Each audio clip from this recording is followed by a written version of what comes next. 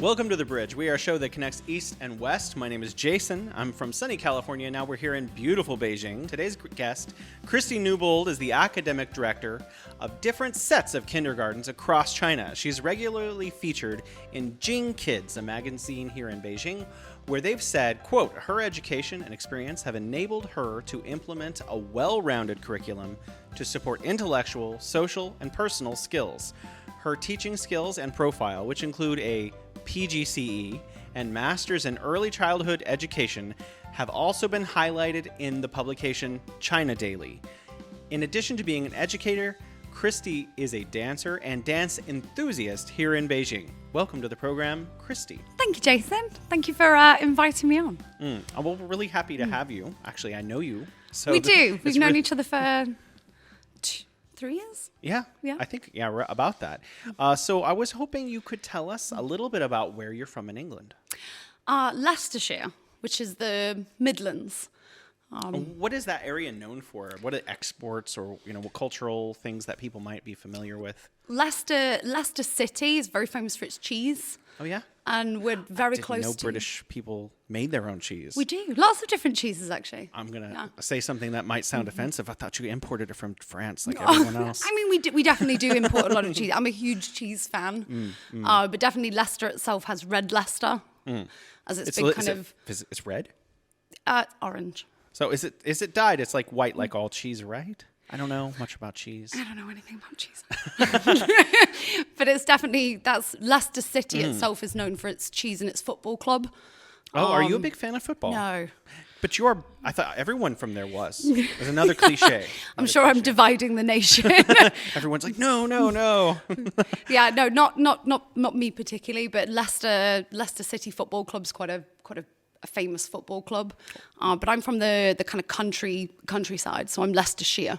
Well, that's really interesting. Well, you studied and pursued education, but also dance. So when I first met you, I remember you telling us how into dance you were years ago. And you have a balance between interest in educating the youth and dance. Could you tell us how you came to that balance? So I did my undergraduate degree in dance. And it was all I ever wanted to do. I wanted to either work in a theatre company or choreograph or dance, professionally. And so I did my undergraduate degree. I wanted to do the master's degree program in, I think it was arts management or theatre management. And I was about, I want to say a month away from starting the master's degree program. And I get a phone call from the university and they say, the master's degree has been cancelled. Wow. And I was like, okay. And so at that point, I'm a graduate with, no job, no master's degree to go to. And so I went to the university and I spoke to I guess it's like the equivalent of like a guidance counselor. Yeah. And they said in very kind of stereotypical education fashion, they were like, have you thought about teaching? I'm confused. So in the UK, if you want to get into a different master's degree, you don't have to wait a whole year to apply? No, I mean, I was alumni of the university, so I think that maybe helped. And so when I went to see the equivalent of a guidance counsellor, they said, have you thought about teaching? Do you want to do the master's degree in education?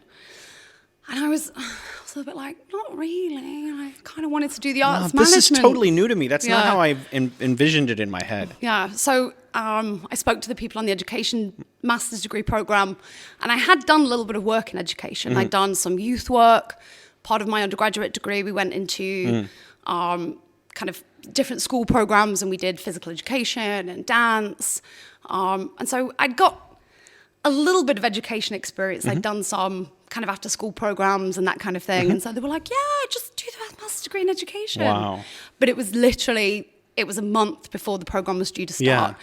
And so I was like, okay. Is the equivalent length program? Yeah, still a year. But the key part was that I had to be employed full-time in a school. Oh, wow. Because it was during the master's? During the master's degree. Oh, so right, to get Yeah, so I had to be employed Monday to Friday, and I think it was 3 times a week, like 5 till 8 in the evenings going to the university. And so the university said to me, you need a cover supervisor job, which is basically a very very poorly paid substitute teacher. Okay, yeah. And so I went down to my local middle school, the one that I went to. Yeah, that's nice. And I asked them, hey, can I... So you were teaching, and your former teachers were like, hey, Kristie. There was 2 or 3 teachers there that were my teachers originally. Yeah. So I got the full-time position as a substitute teacher or a cover supervisor, so kind of like an unqualified teacher. And I adored it. It was such a wonderful job. I would go into the office in the morning. I would have a schedule on the desk, and it would tell me which classes I had to go to. And it was such a brilliant opportunity to teach a multitude of subjects and really have to think on your feet to... Yeah. What ages were that? That was middle school, so that was 11 to 14. So different levels. You had different grades that you were actually teaching. Yeah, so age 11 to age 14, which is equivalent of year 7 to 9 in British education. Were you teaching one subject? No, multiple subjects. Multiple subjects from multiple levels. Yeah. That sounds like a lot to take on all at once. And having no formal education experience before that, which is essentially what a cover supervisor is. You're just supervising the class, essentially. Okay. And so you go into the classroom, and it might be the 11-year-olds for history for 55 minutes. And then you would be going into a group of 14-year-olds for math. The next lesson, there would be, a very ropey lesson plan on the desk and a textbook, and you would just make it work. But I think it definitely helped me in my ability to teach well. I think being able to kind of think on your feet with that kind of very loose lesson plan. And so I was working at the middle school whilst doing my master's degree in education, and I fell in love with education. The master's degree was absolutely brilliant. We did a lot with even like things like prison education and like youth offenders. I'm sorry, what's prison education? That sounds really interesting. Yeah. What? As in like, making sure that people that leave prison have some qualifications and have life skills and be able to... So this is how to... Wait, let me slow down.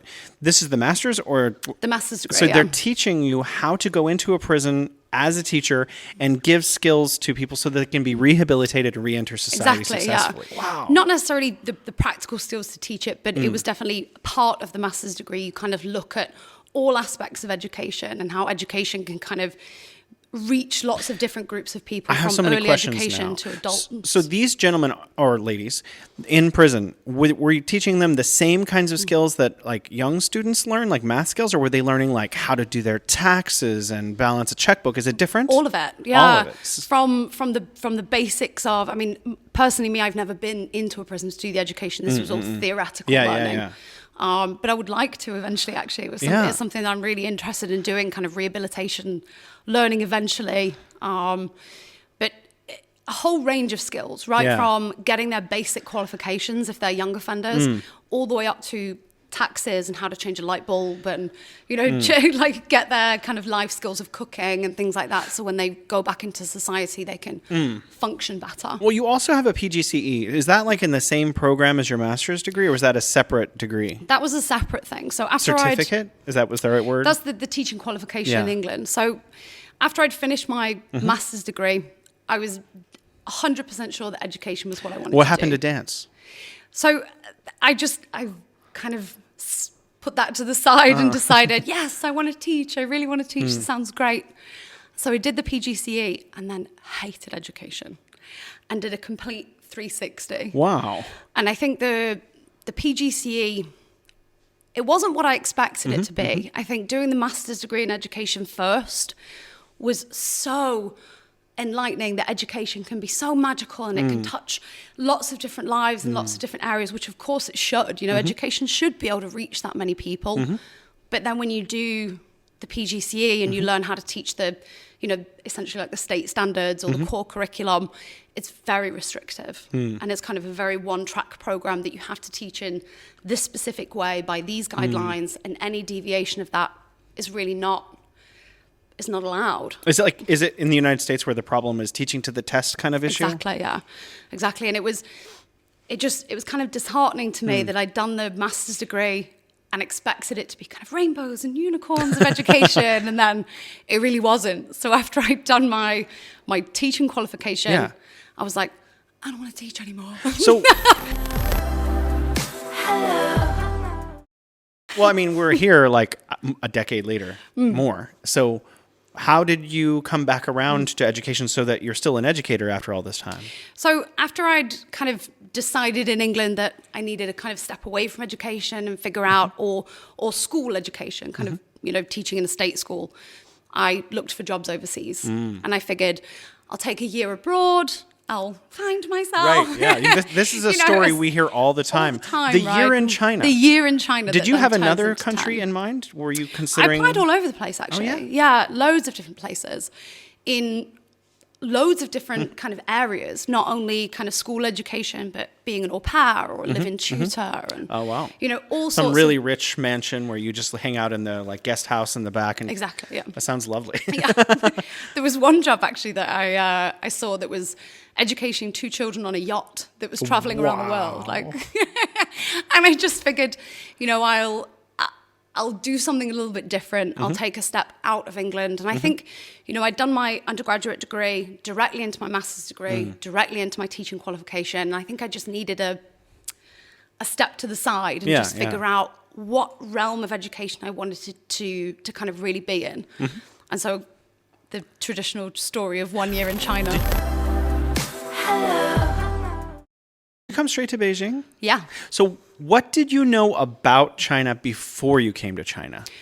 I mean, initially not a lot. When I was applying for jobs, I wasn't really concerned with the country so much as I was about just finding something different or finding a job that I thought would, suit me. And so the country wasn't initially important. I'd never had a particular interest in China or a pull towards Asia or any particular place, really. And then I found a job in China and I was like, oh, this sounds... So you came for the job?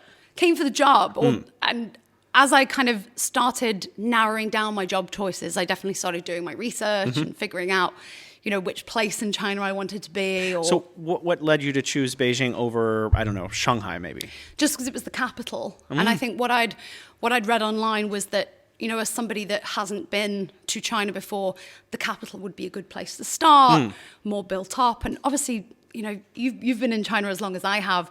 Almost. Beijing isn't the same place it was 11 years ago. Yeah, we didn't have WeChat, we didn't have, DD, we were still doing this. The first time I heard of WeChat, this guy was saying, "Oh, everyone's going to be using WeChat in the future, Jason. You need to download." It's like, it's okay. A couple years later, it's like life cannot happen without WeChat anymore. Yeah, we were still carrying around paper money and that kind of thing. Yeah, exactly. And so I think I chose Beijing because it seemed like obviously it was always going to be a hard transition moving to a different country, but I felt like it was going to be an easier transition than moving to a third tier city maybe where I was going to be the only expat in the I city. hear a lot of stories about people who do that and then they're desperate to get into a larger city. Yeah, because they've spent a really long time kind of isolated away. Before you moved to China, had you traveled? I mean, and I know a lot of people from the UK end up in Spain and things like that. Have you traveled around Europe or other countries? Yeah, definitely. I've been to a lot of places in Europe and actually did a semester overseas in the States during my undergraduate degree. We're in the States. Maryland, Baltimore. Oh, okay. I've never been. But I hear it's very lovely. It was a great experience, actually. It was really good. So can you tell us, I like the culture shock stories. So your first week or month in Beijing, how was that? What kind of things surprised you, or did you find that were not surprising? I guess the volume of people. I'd definitely been to big cities before.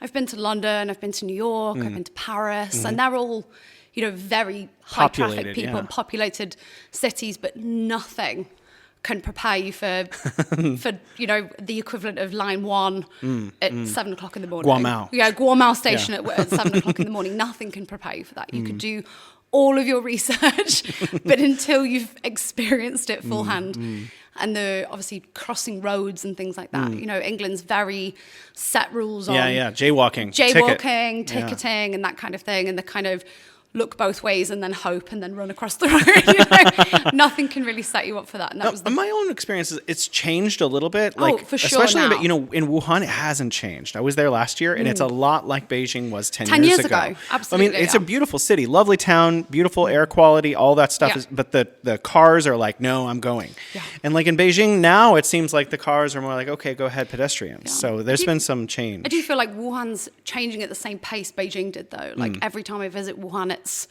something's different, something's changing, but definitely better now than it was. Oh, that's right. You have. 10 years ago. So, before we get to where all of the kindergartens that you manage are, could you tell us a little bit about what was like the school that you came like at that time, and maybe how did you help that school evolve? Yeah, so I think, 10, 11 years ago, education in Beijing was a vastly different place. When I first arrived at Muffy's, I was in a... Muffy's International Kindergarten. Muffy's International Kindergarten, yeah. MIK. MIK. When I first arrived, I was in a location that was essentially in a kind of office building almost. 4 stories. The kindergarten was on the 4th floor. We had a playground on the roof. Wow. It was basically just one long corridor, and the classrooms were kind of either side. Yeah. I had a classroom that was, a third of the size of the room that we're in now. And, we had somewhat of a structure and somewhat of a schedule, but it definitely, I think a lot of kindergartens back then, a lot of education, they were kind of opening, but they didn't all have a good direction. They didn't all have a good kind of system in place. And I was fortunate enough that I'd come from England with my kind of master's degree and my teaching experience, wanting to implement something that I felt really passionate about and wanting to implement something that I felt like was making significant change. I wanted that feeling that I had in my master's degree. Yeah. And fortunately enough, found Muffy's that needed a little bit of that direction. Yeah. And they were, trusting enough to put their confidence in me to allow me to make those changes. So you created the curriculum that exists now. I mean, definitely not from scratch. There was a lot of good stuff in place already. But I definitely helped along the way, I think, to kind of build it into what we are now, to make it scalable. So you were able to take open more locations. Your dream of how education should be, exactly, and mix that with the pragmatic approach that you'd learned in your PGCE, and create a curriculum that was a balance of what you felt kids really needed. Yes, absolutely. That's really admirable and actually quite an amazing story. So now you are the academic director for many different groups of kindergartens. So for Muffy's itself, I'm the academic director of Muffy's, and Muffy's has got 5 locations in Beijing and then 1 location in Wuhan. And then I do also help out at a few other kindergartens that are kind of ran by the same sort of big overview company. Yeah. So what are some of those kindergartens called? I help out at a school called Mulberry. Mulberry is more of a play-based kind of approach, as opposed to the kind of slightly more academic side that Muffy's has got to it. But it's a challenge having kind of a lot of locations, but I'm still enjoying it, and I think that's what's kind of kept me here. So we began this conversation a little bit around the fact that you were planning on staying here for a year. Yeah. So what happened for the second? May I ask a different question? Yeah. In the second year, did you think, okay, this will be my second year, then I'm going to go home? Or did you start committing to a longer term plan? I don't really know when it kind of happened. I think the first year I was here, I was definitely finding my feet as a teacher, finding my way around the city, learning to enjoy the city, dealing with culture shock and homesickness and that kind of thing. And then I think maybe 2 or 3 years in, and definitely 2 or 3 years in, is when I took a kind of smaller leadership role. And then, 4 or 5 years in, I took a slightly larger leadership role. And then we started to open more branches, and the company started to expand. And by then I felt very invested in what we were doing. And I wanted to see it out. I wanted to see how far we could take it. I wanted to see whether the small changes that we were making were working. And I was enjoying the kind of development of my own role, as well as the development of the school. And there was really great people around. There still really is great people around me. And so I loved it. And then I met my husband here, and so Yeah. Could you tell us a little bit about your dance? Because you are now a dance enthusiast here. How have you made that part of your life here in China? I think whenever you have a busy job, I think it's important to find out, everyone talks about the kind of work-life balance and wellness. And I think no matter how busy you are, you always need to make a certain amount of time to do things that you feel passionate about. And I still feel passionate about dance. And it definitely isn't the easiest thing to find in Beijing. Contemporary dance isn't very well marketed, I guess, in Beijing. It's not very popular. There's tons of dance classes for salsa and street dance. Yeah, Alex, one of our hosts, she does salsa dance. And there's tons of classes for that. But I think contemporary dance is a little bit more of a kind of niche market in What Beijing. is contemporary dance and how is it different? Because I don't know anything about dance. So contemporary dance is kind of founded in ballet. Definitely it found its roots in kind of classical dancing, but it kind of breaks a few of those rules. So whereas in ballet dance, everything is very kind of upright and very formal, poised and formal. Yeah. Contemporary dance is a little more deconstructed. So you are allowed to bend in ways that... Well, I didn't know Derrida was going to be on the test today. We had a friend on named Andy. He is a movie director, CGI producer, and he was talking about a class that he is involved with, helping evolve here in Beijing, where they do connected dancing, where they hold each other by their wrists and stuff, and they maintain physical. Have you?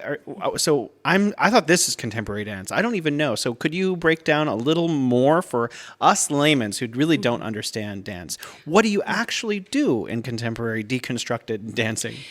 What you're talking about with the kind of connection sounds to me like contact improvisation. No, that's what he said. Yeah. Wow. You know quite a bit about dance. Which is basically when you dance with another partner and it's improvised. So there are set rules to contemporary dance 100%. There are, when we think of ballet, there are definitely the positions of the feet. There are similar things in contemporary dance. There are certain spins or falls to the floor that are associated with contemporary dance. It's a lot about folding through parts of your body to make everything feel very smooth when you go to the floor. Yoga in motion. Kind of like yoga in motion. Like if you were to, stand up and fall to the floor, it would be very ungraceful, right? Yes, you would hurt exactly. yourself a lot. Contemporary dance kind of teaches sort of a method of kind of folding to the floor. So it feels very seamless as you go to the floor. And so contact improvisation is about kind of two bodies working as kind of one. And so there are definitely rules about certain lifts and certain rolls that you would do over another person or under another person. You studied dance, so you know how to do these other kinds of dance like salsa or contact improv, no? No, actually, my undergraduate degree was contemporary dance. So my formal dance training at university was contemporary dance. But prior to that, when I was a child, I did kind of ballet, modern, acro, tap. You can tap dance? Wow, do you have the shoes for it? I do. I have them in Beijing, but I don't put them on very often because I'm a bit concerned about my neighbours. Occasionally, I might see a video on, YouTube or something, and I'll whip my tap shoes on. Certainly, China has its own kinds of dancing. So since you came here 11-ish years ago, maybe more, right? 12? 2011 I got here. 2011. So about 11 years. Has there been a change in the amount of kinds of Western options for people to take on? Or has it always been that there's just been a large variety? What about, second question, what about damas? So do damas, because I see them do salsa sometimes, do they ever try contemporary dance? I've not seen them do anything that kind of collapsing to the ground. Collapsing to the ground, in the courtyards or anything like that. But I think the options are definitely more now. I think definitely over the last couple of years, options for all hobbies has kind of exploded in Beijing. Anything that you're interested in, I think you can find here. Hello. So you do return home. I remember you mentioning Christmas for family. After living in China for quite a long time, when you do go back home, do you find anything peculiar about your own culture that maybe you didn't find peculiar when you left? Like a reverse culture shock. Yeah. I think it feels small. Like, it feels very small. Like, I'm always surprised when I go back home. I always rent a car, and I'm always surprised how narrow the roads feel. Because you live in the country, the roads get narrow. And, Oh, of course, yeah. It's super narrow. Sounds really Sometimes. lovely, actually. Yeah, Countryside in UK. It's a beautiful part of the world. My dad's actually a farmer. Oh yeah. So I kind What of does he grew farm? up. What does he farm? So when I was a little girl, lots of dairy. So it was always cows and cows, goats. milk cattle. Yeah. And now he does a lot of beef farming. A little bit of the land as well. He outsources a lot of the kind of crops to outside companies now. Oh, so he leases his land to others to use. Kind of for some of the land for sure, but he does all of the selling of the beef cattle by himself. So he'll take the cows to the market and sell them and that kind of stuff. So He's on horseback with a cowboy hat? Absolutely, yeah. That's awesome. But I always grew up kind of outdoorsy. You know, I'm not outdoorsy now, which is surprising. But as a child, I was outside a lot, kind of petting the cows and such. So you don't leave the comfort of like the Fifth Ring inside Beijing anymore, basically. I'm not a huge kind of hiking fan. Like I'm not a big kind of let's go climb this mountain and Yeah, and that kind of that's a stuff. huge hobby for a lot of folks here. It is I huge. I love hobby, it. Yeah. Yeah. And a lot of people are surprised when I say, "Do you want to go on a hike?" I'm like, oh, "Really?" No, but well, it's not the same as like the countryside, the rolling kind of The rolling hill. I think it's the countryside. upward incline it's that much just more. like. I was coming down a mountain actually last week, about 8 days ago, and I was coming down. It looked really vertical, and I was like, "This has got to be 45 degrees." Yeah. And someone who obviously knows a lot more about geometry than me, coming up the other way, who spoke English, was like, "It's closer to 30 degrees," and I was just like, "Oh wow, okay." He really knows his stuff. He was correcting me coming down the mountain, but you know, it was also just like you say about Guamao. We're on the side of the mountain hiking. Yeah. There were hundreds of people around hiking up and down all at the same time. You know what? I think that's that's something that kind of makes me hesitant to take those hikes and go to the park and that kind of stuff. That it doesn't feel very naturey when you're also back to back. You have to with other go people. way out there. You know, Way in out there, Mengtogo, which is way to the west of Beijing, if you keep going, there are some like temples and stuff out there that almost no one ever goes to, and you can escape like the crowd, but you have to go far. You have to really go far. So you do go back. So you have family back there. How do they feel about their daughter living, or I don't know, their sister living in China for 11 years? My mum's been twice or three times, I think. So I think She came here? Yeah. Oh, that's great. I think 3 times. Wow. So she's got a very deep understanding of how I live here and Yeah. what I do here and that kind of thing. And I speak to my mum daily on WeChat. Wow. So we, send that's great. messages back and forth. And I have regular weekly or every other week video chats with my dad. I think it's helped my dad's technology a lot. His girlfriend bought him a iPad, and so we FaceTime, and I speak to him every other week. But I think I'm fortunate that I've got very supportive parents, and they can tell that I'm happy here. And so while I'm happy here, I think they're happy. I mean, of course, I'm sure they would like to see me more often. But Yeah, sure. What was your experience of being a tour guide for family when they came to Beijing? Where did you bring them? What did you show them? What did they want to see, and what did you have to show them? So the first year my mum came here, we planned a huge tour, and in hindsight, it was too much. But we went from Beijing to Tianjin to Xi'an, Chengdu, and Shanghai. Wow. And we did like a huge kind of... That's amazing. Yeah, we did a big tour. And so we wanted to do those kind of big cities. We wanted to, hit the sort of what you see in kind of guidebooks, the terracotta warriors and the pandas and the Shanghai skyline. What if it was and her that kind of only thing. time coming? Exactly, yeah. Because at that point, I think she came... Did you go to the wall? Yes, yeah. I think she came my second year. And so I think at that point, maybe she was thinking, and I was also thinking, this might be the only time she comes to China. Let's hit it hard, boom, boom. And so we did a lot. And so not only was it being a tour guide for my mum, but it was only my second year in China as well. And that was, 2000 and would have been like 13. And so still no DD, no WeChat. And so hail a taxi like this. like this. It's interesting. In America, you don't hail a taxi like this.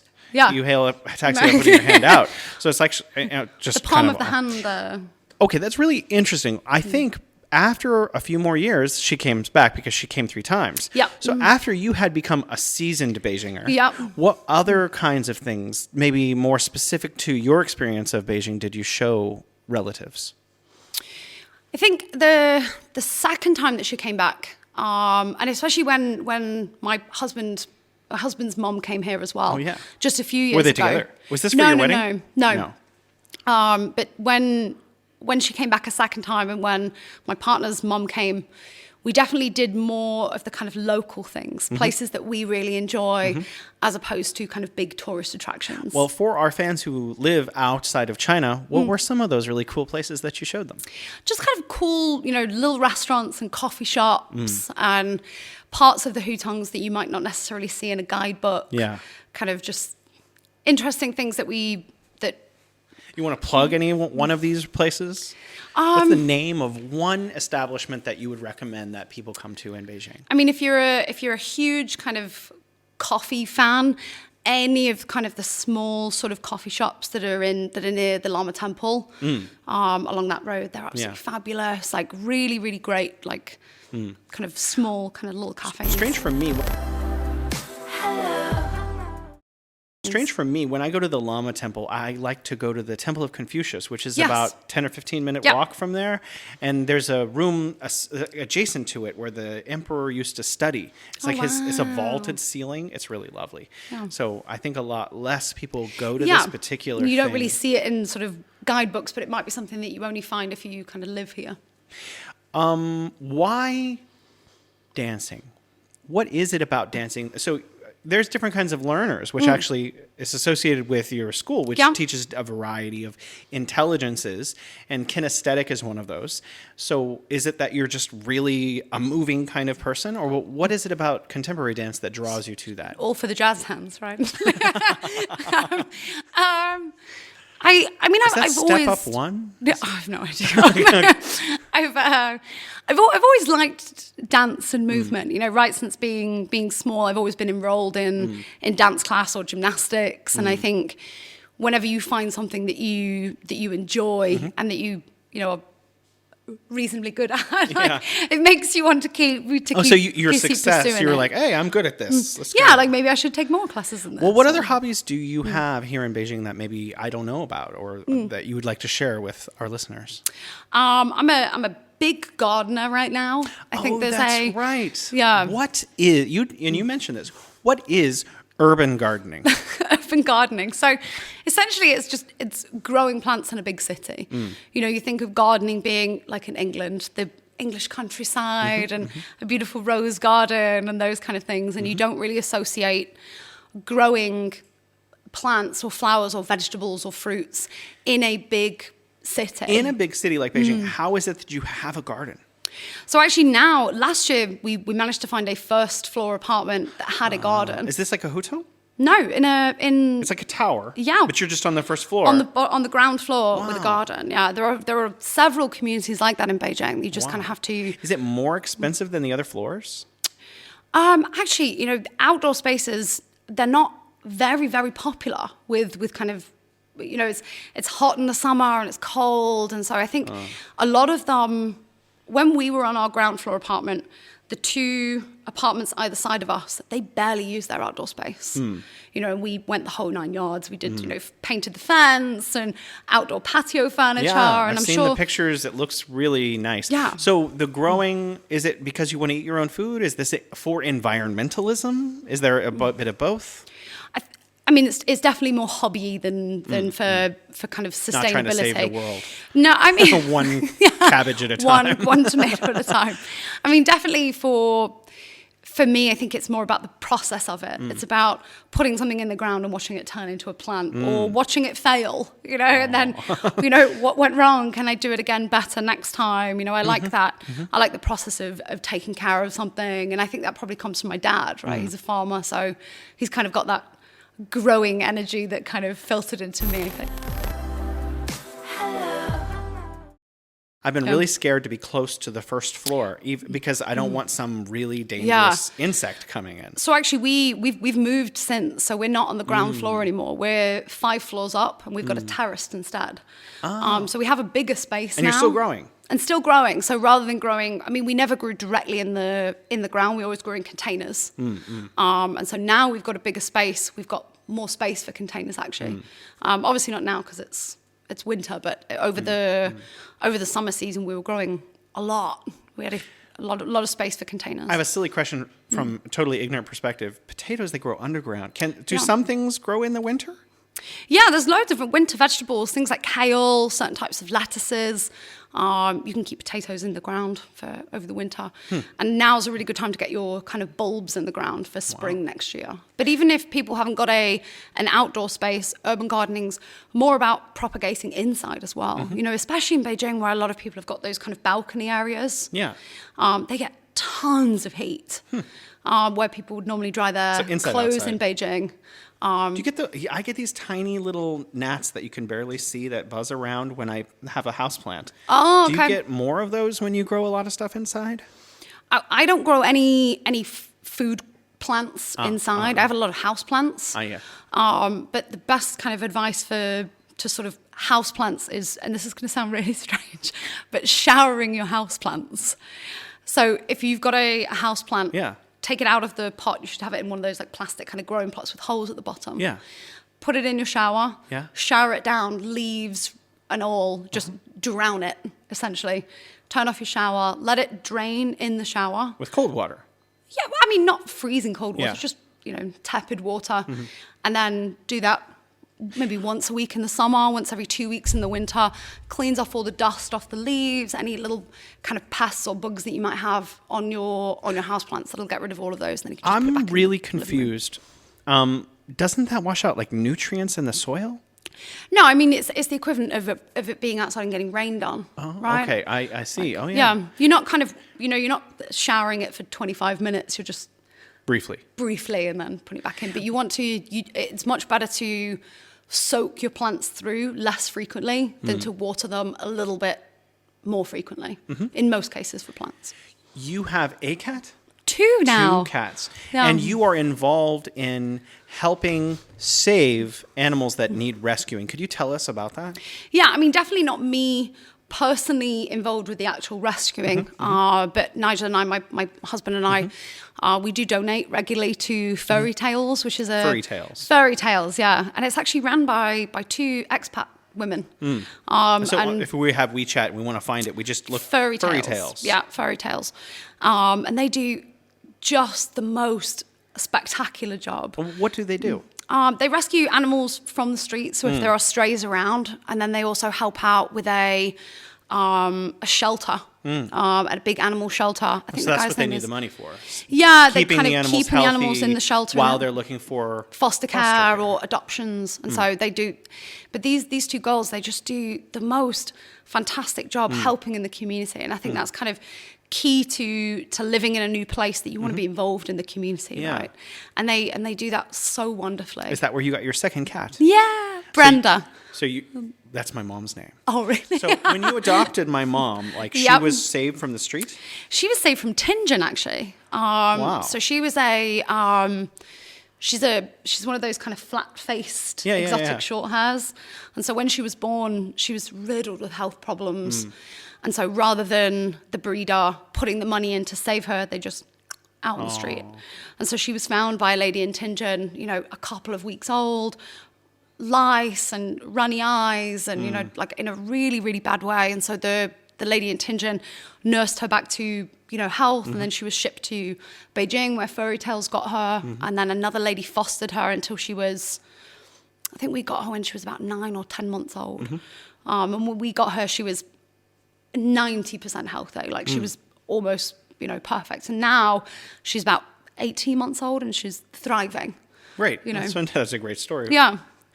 Wow. So Furry Tales exists in just Beijing or other communities as well? This is very local. These two ladies. Yeah, as far as I know, just Beijing. But the two women, they're very well connected. You know, when we had that exchange when you were moving your cats here and about. You know, and they've got a kind of WeChat group. They're always going to know someone in another city. Yeah, I needed to move my cat because we were at the line where we needed to move to Beijing. And the previous time we'd moved, we did the long paperwork thing. It takes like a month to get all the paperwork and shots to fly her. But we were like, we don't have time this time. We need to get her to like Beijing. A shipping company. Exactly. And they were able to transport her in a car to Beijing. It took a couple days, but she's with us. She's happy. She's safe. We have her. So I think, and one of the reasons I really wanted to have you on is because a lot of our listeners are parents in China who are trying to raise their children, have many questions. And part of that is to do with learning English, but also just learning in general. So could you tell us a little bit about if a child is struggling to learn something new, we'll just pretend it's English for now, like what are some of the things that they can do to help their child learn more successfully? I know it's a very general question. We can narrow in later. Yeah. I think you've got to find what your child enjoys. You know, I think if you're a parent and you're trying to, help your kid with reading, for example, and you're presenting them with book after book after book with topics that the child isn't really interested in, they're never going to want to pick up that book every day and read it. And I always give the advice to parents at Muffy's to take your child to a bookstore. Have them pick out books that they really like. And if your child wants 10 Teenage books... Mutant Ninja Turtles. If they want 10 books on turtles, buy 10 books on turtles. Like if they love dinosaurs, buy them just dinosaur books. And get them to fall in love with reading first. And then you can kind of introduce different genres and different books, and you can kind of focus in on teaching the skills of reading when they're enjoying it. I think that's the key, that we want kids to love education. We don't want them to see it as a kind of chore.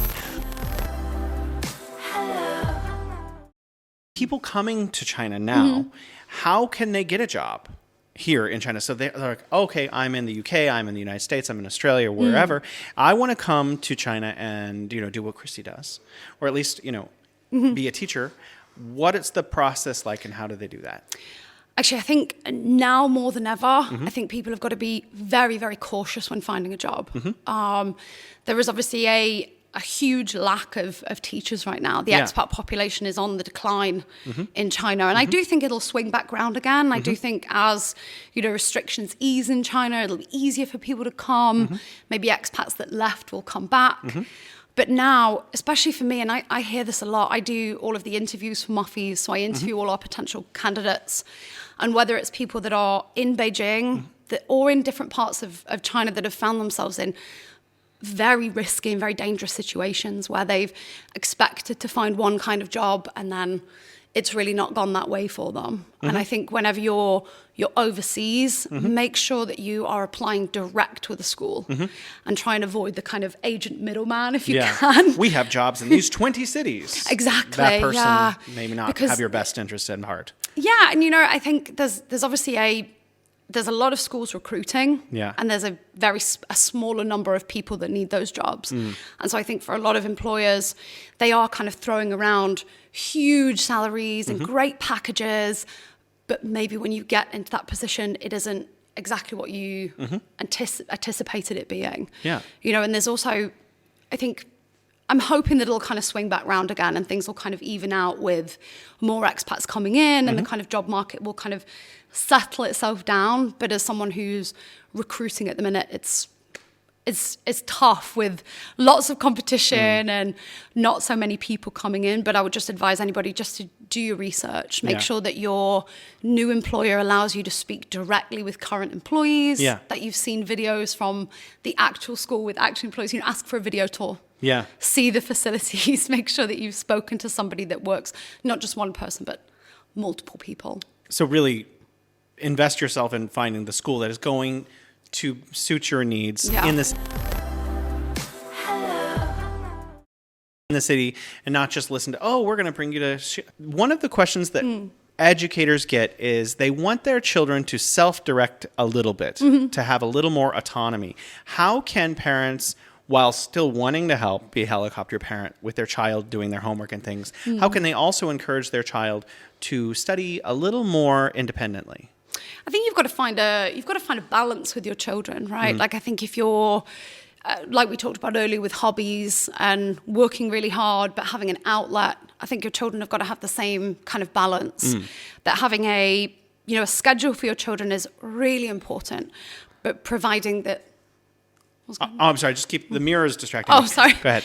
But I think you've got to make sure that there's a balance, right? That you've got to make sure that there is time for studying and then also time for recreation and time for play. And I think it's important that your children know that.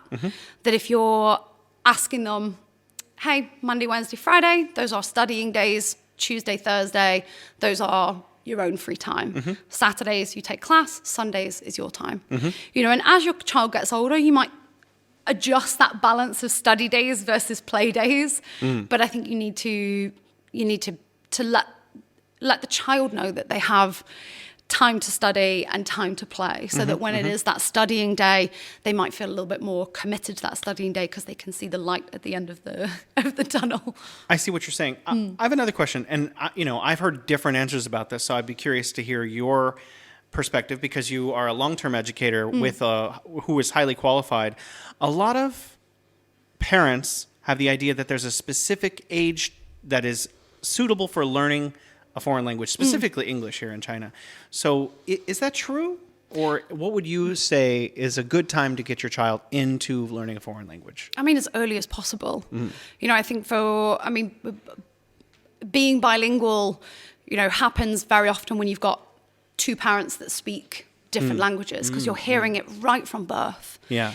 And I think any time that if you would like your child to be bilingual as early as possible, early and often, there's a lot of research that talks about the first 5 years of a child's life is the kind of most important time. And you're never going to get that 5 years back, so that if you can find a place that's really going to support a wide range of needs, and not just language acquisition, but also being independent and fostering a love of nature and books and physical education. Those first 5 are the most important. So putting your child into a system where if you want bilingual education, great, as early as possible, but not forgetting about the wider range of skills is also important. I want to ask you about a story because you have a lot of academic background, but you also have a lot of experience. And I think both can be helpful in this sort of field or any field. Is there a particular moment or a particular student or even a whole class that stands out to you where you really clicked about something regarding how children learn? I remember one of my very favorite teaching moments. I had a student called Joyce. This was years ago, so maybe in my first or second year of China. So she'd be a teenager now, And so I remember she was really, really interested in space. Yeah. Anything, planets, moons, rockets, astronauts, anything space related.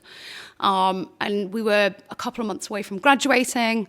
And so she was reading pretty well. She was able to pick up books and read that well. And there was a news article that I'd read that morning before coming to school about, one of those kind of scientists discover new planet or scientists discover new moon, or I forget what it was. And so I just screenshotted the headline. And then that morning when I went into school, I just gave her my phone. Yeah. And that moment where she was reading it and then looked at me and then read it and then looked at me and she, really? And that was magical for me that, she was a child that came in not knowing how to read, found something that she really found enthusiastic, and then I transferred the gift of actually being able to read and understand and process what she was reading, and then to give her the enjoyment of discovering something. That's magical for me. Is that going back to the same kind of story about bringing them to the bookstore? So what the things that they find interesting are going to be the things that are best utilized to teach them how to read, how to learn, how to listen. And parents can definitely utilize that. We talk a lot in education about the kind of method of when and then.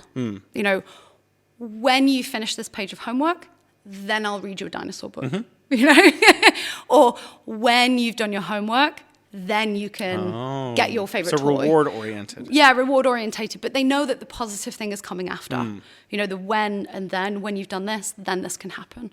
They And I can think watch that show Hulu or yeah, or whatever, or you know, or whatever it might be. I have a friend of the show. I don't want to embarrass her, but one of her sons, her second son, is a bit distracted oftentimes, and she's wondering how to approach helping him focus. Could you give us some tips? I think it's timing is a big thing. I think, and I hear this a lot from parents that, you know, my child won't sit down and finish the task, Yeah. or they won't do their homework task.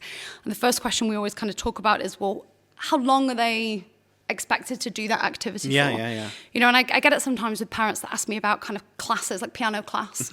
You know, my child doesn't want to play the piano. And I'm like, well, how long are you having the classes for? Well, it's 5 days a week for an hour. Yeah, and they're like 4. And that's a lot of time, right? Yeah. You know, even for adults, sitting for an hour and doing any one task is going to be a lot. Yeah. And so I think for children, small chunks is often more manageable. And again, just like with the schedule, giving your child the schedule, letting them know that this is what's happening on these days. And the same when you sit them down to do homework, an egg timer, your phone, letting them know that you've got 10 minutes. It's 10 minutes of studying. When the 10 minutes is up, you can go do something else. When the timer goes off, then you can do something else. But I'm also going to set a timer for the playtime. And when you finish playing, then you're going to come back and do 10 minutes more. And so you can kind of structure it in a way that kind of suits their attention span. Would you be able to adjust that after 6 months so that there's like a few more minutes Yeah, of maybe this and 13 minutes and then 14 minutes and 15. Yeah, of course. As their concentration Maybe increases, but I think you don't want to set children up for failure. You want to set them up for success. And so if we're expecting a child to sit for an hour, we've set them up for failure because that's not it's not realistic. And then they're like feeling bad because they didn't meet mom or dad's expectations. We want to, you know, if we expect a 6-year-old to sit for 5 minutes, that's more than doable, right? So could you tell us a little bit about how is education evolving here in China? I mean, what was it called? The double reduction policy came into play last year or the year before? Yeah, a couple of years ago. And so how has teaching, especially as it relates to foreigners, evolving now? I think any time that you have a very oversaturated market, and that's definitely what education was in Beijing. You know, you couldn't really walk into any mall. There's English everywhere, ESL, right? Apples, it'd be like everywhere. coffee shop, training school, training school, right? Yeah. And I think any time with a very oversaturated market, the quality is going to vary drastically. Yeah. So I think a lot of people kind of opened schools or opened training centers, hired a expat, gave them a textbook. And you have a degree in photography? You're going to make a great English teacher. No training, no professional development along the way. And they put this, you know, expat in the classroom that might have done a 3-hour course online to get a TEFL and hope it works. Yeah. And that's, you know, we talked about the first 5, right? Like the first 5 years of education, you don't have any room to make mistakes with a child's education. And so I agree with the kind of the big shake-up. You know, I think there definitely needed to be some reform. There needed to be more regulations on the types of people that were teaching, on the types of schools that were allowed to teach and the materials that they were teaching. I think it's gotten a lot of people worried because for a lot of parents, those training centers, you know, the public education system maybe doesn't have as much English as they wanted. So they wanted the English in the evenings and the English at the weekends.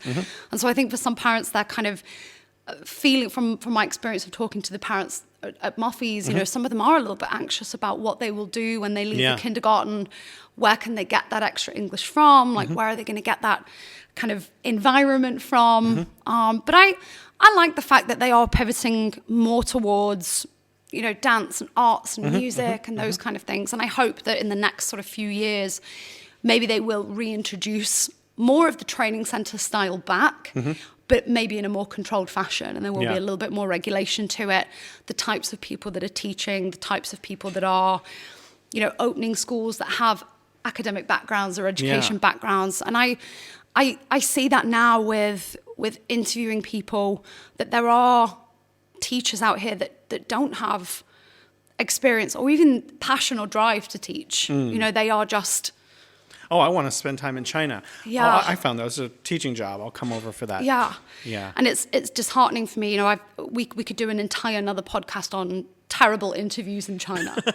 You know. Well, could you tell us? Please don't use anyone's name. Yep. You could not even where they're from. Of course. So no one will have any idea. Yep. Could you tell us one or two very peculiar interview stories? Sure. One of my favorite questions to ask, and it's a question I always ask in the interview. We talk about story time. You know, we talk about reading and having kids really love books and be passionate. And story time is a kindergarten tradition, right? Yeah. Kids on the floor, big picture book, reading aloud. And so anyone that interviews for a kindergarten, I always ask them, what's your favorite children's book? There is an alarming amount of kindergarten educators or that are interviewing to be kindergarten educators that can't name a single children's book.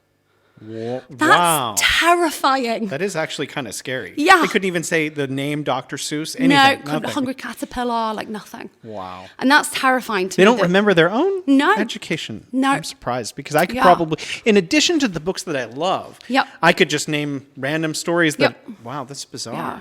And then the other kind of thing that happens from time to time, which is heartbreaking for me, is people that are teaching currently, that are looking for a new job. Again, they might be people that aren't really invested in teaching. And a story that happened a few weeks ago, and it made me quite angry, you know, we very often liaise with agencies. So teachers will find an agency, the agency will communicate with us. And Because I worked you with came you, through an agency. and I came through an agent, and Yeah. he was very I kind and respectful. adore your agent, actually. Yeah. He is one of I the still have him nicest as a friend on guys. my WeChat. Yeah, he's wonderful. So we were trying to set up an interview with, you know, this said individual, and the agent was kind of liaising back and forth. So I never spoke to the candidate individually. Yeah. But basically, he was asking the agent, you know, what will the salary be? Before anything else, before about the environment, the school, the curriculum, the people, nothing. And so the agent was trying to be, you know, well, you know, it's a range. It depends on your experience and your interview and your qualifications, you know, and if they're satisfied with you, you know, they'll make you an offer. And his reply back, and the agent screenshotted it and sent it to us, was, I'm white and native. Why wouldn't they be satisfied? Wow. And I was livid. Yeah. You know, That's a no hire, automatic. Boom. Absolutely. And you know, I can introduce a teacher to children's books. You know, if they answer all the other questions correctly, I might forgive the can't name a children's book. But that level of entitlement, you're going to be someone's teacher. Yeah. You know, you shouldn't be teaching anybody. Yeah. You know, like that's and it happens more than you'd think. Yeah. I want to know more about your experience in China a little bit before we go.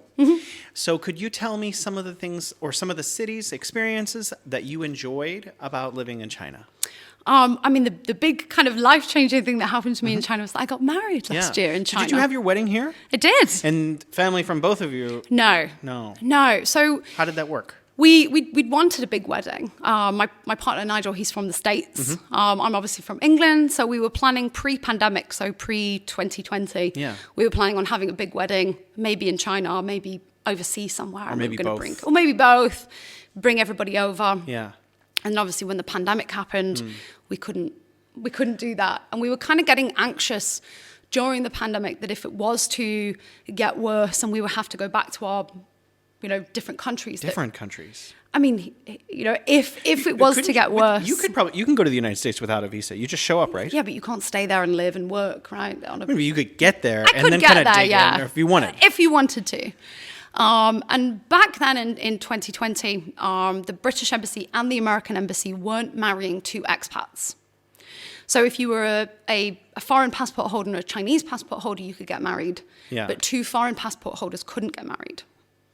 I'm confused. Right. So then in 2021, so last year, the British Embassy, they announced, okay, two foreigners can get married. And so we immediately put our names down on the waiting list, and we were told it would be March of this year. Yeah. And then we put our names on the waiting list in the October, and then we got a phone call, and they were like, December 7th. And so... They decided your date. Yeah. You get no choice in it. They were like December 7th. I like sevens. December. It's Pearl Harbor Day. So it's not, it's a bit of a. Well, maybe interesting... you're making it better now Yeah. by putting something better.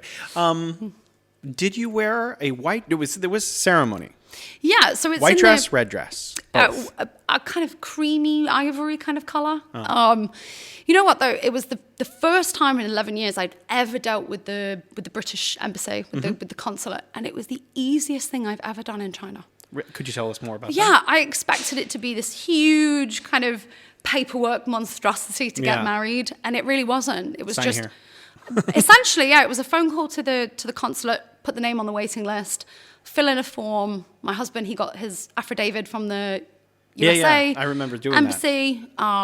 We had 3 witnesses. We went to the consulate, and basically it's a room not dissimilar to this. And there's a big picture of the, God rest her soul, the Queen in the background. One table, a few chairs, and you basically, I think it was she wasn't the ambassador. I think she was I forget who married us, but a person from the British Embassy married us. We signed the paperwork, but it was so easy. Like just a few forms online, pay the money, wasn't even expensive, and then boom, wedding certificate. Well, congratulations. Yeah, thank you. And I think we might do a big wedding later, but definitely I'd love to come. Yeah. For right now, I think. Well, if you do a big ceremony, would you do like a British style, or would you incorporate Chinese elements? Yeah. I want to do the fusion. I want to change the dress like 5 times. Yeah. That's what I was curious about. Thank you so much for coming on the show. You're welcome. It was lovely to see you again. Bye.